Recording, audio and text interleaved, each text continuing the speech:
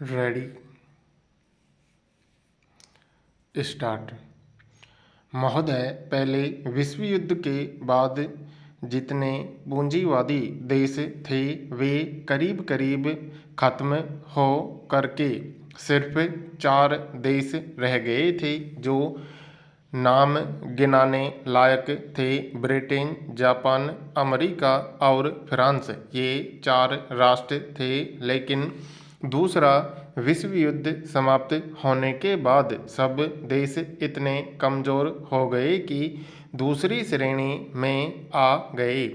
सिर्फ एक अमेरिका रह गया और मैं आपसे कहना चाहता हूँ जो आगे का समय आने वाला है, निश्चित रूप से अमेरिका की वह शक्ति आगे जाकर नहीं रहेगी, क्योंकि संसार में जो गरीबों की शक्ति बढ़ रही है उस शक्ति को कोई रोक नहीं सकता है।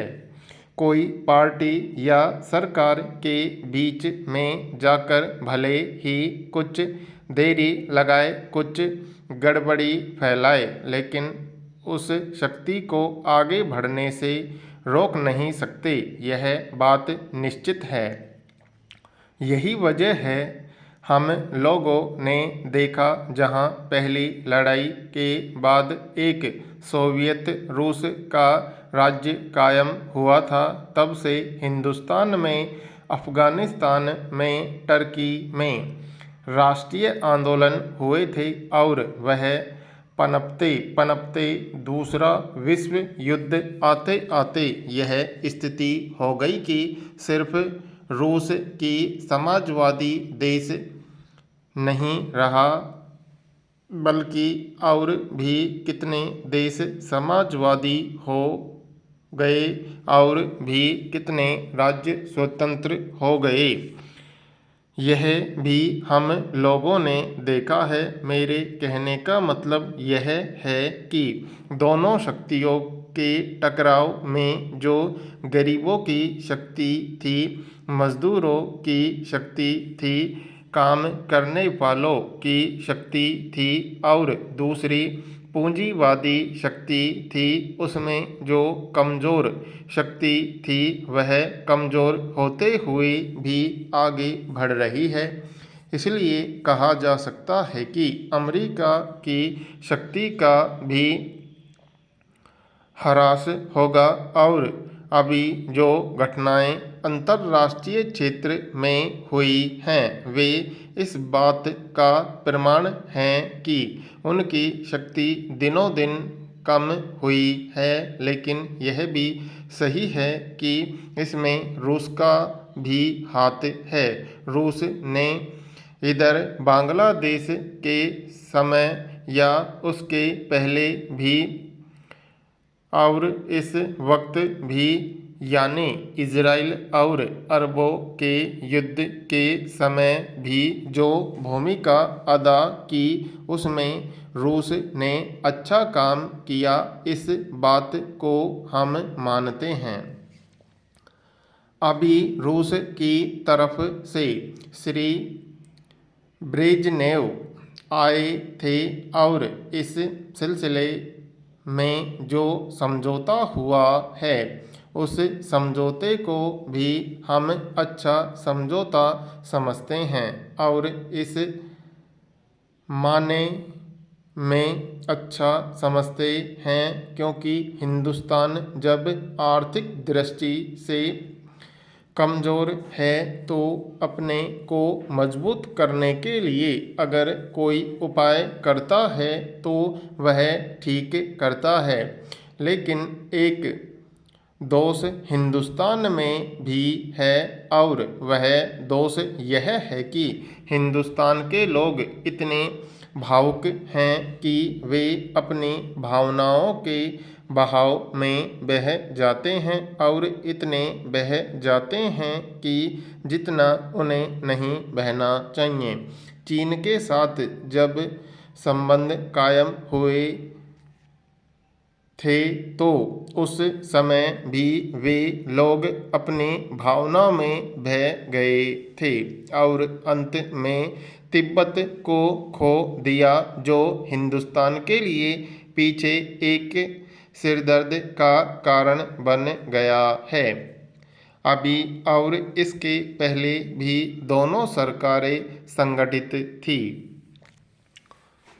महोदय, मैं यह कहना चाहता हूँ कि इधर देश के सामने जो स्थितियाँ आई हैं और विशेष रूप से आपातकालीन स्थिति के अंतर्गत जो हमारे देश में स्थिति आई है, उससे देश के सम्मुख एक प्रश्न आ गया है और वह प्रश्न यह आया है कि यह देश और इस देश के नेताओं में किसका फैसला होना चाहिए और किसका फैसला प्रमुख होना चाहिए।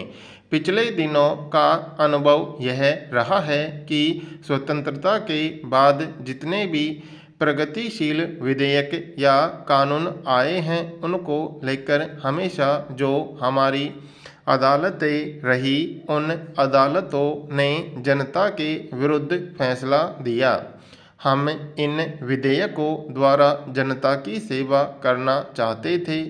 कल ही बीड़ी वर्करों के संबंध में जो चीज़ हमने पास की है, 1966 में हमने इस संबंध में यानी बीड़ी वर्करों और सिंगार वर्करों के संबंध में कोई कानून पास किया था, लेकिन उसकी भी वहाँ रोक दिया गया और इस तरह से यह मामला 6 से 8 वर्षों तक लटका रहा।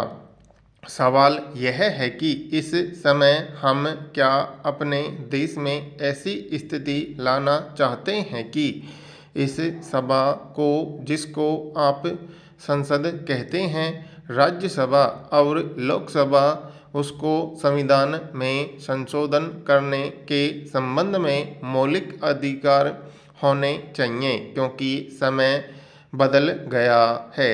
समाज का इतिहास बढ़ता है। समाज के इतिहास में कभी आदिम प्रथा आई और उसके बाद पूंजीवाद का युग संसार में आया। अब संसार में दूसरा युग आ गया है। अब संसार में इधर उधर परिवर्तन आ रहे हैं और वह एक समाजवादी प्रणाली की ओर जा रहा है। यह प्रणाली यह है कि जिस प्रकार से समाज का उत्पादन कम होता है, सारे का सारा समाज जब मेहनत करता है, उत्पादन करता है, तो उसका स्वामित्व सारे समाज को मिलना चाहिए। आज जो बड़ी विडंबना है, वह विडंबना यह है कि उत्पादन प्रणाली में सारा समाज हिस्सा लेता है, लेकिन उसका लाभ थोड़े ही मुट्ठी भर लोगों के हाथों में होता है।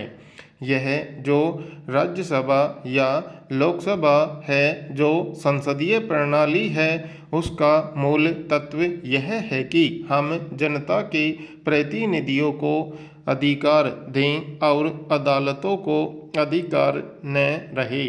अदालत के जजों को यह अधिकार न रहे कि वह जब चाहे हमारे कानूनों को तब्दील कर दे।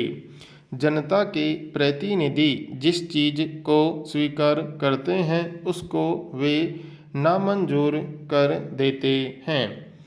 इसके संबंध में हमारी जो मांग है, वह यह है कि संविधान में संशोधन करने के संबंध में अक्सर लोकसभा और राज्यसभा में जो बिल आया करते हैं, उनका मूल तत्व यह है कि जनता के प्रतिनिधियों को अधिकार दिया जाए और उनको प्रभुत्व दिया जाए। इसके संबंध में एक बात मैं यह कहना चाहता हूँ और उसके बाद मैं अपना भाषण समाप्त कर दूंगा। इस संबंध में स्वर्गीय पंडित जवाहरलाल नेहरू ने कहा था कि हम एक नए भारत का निर्माण करें, वह सपना हम देखते हैं।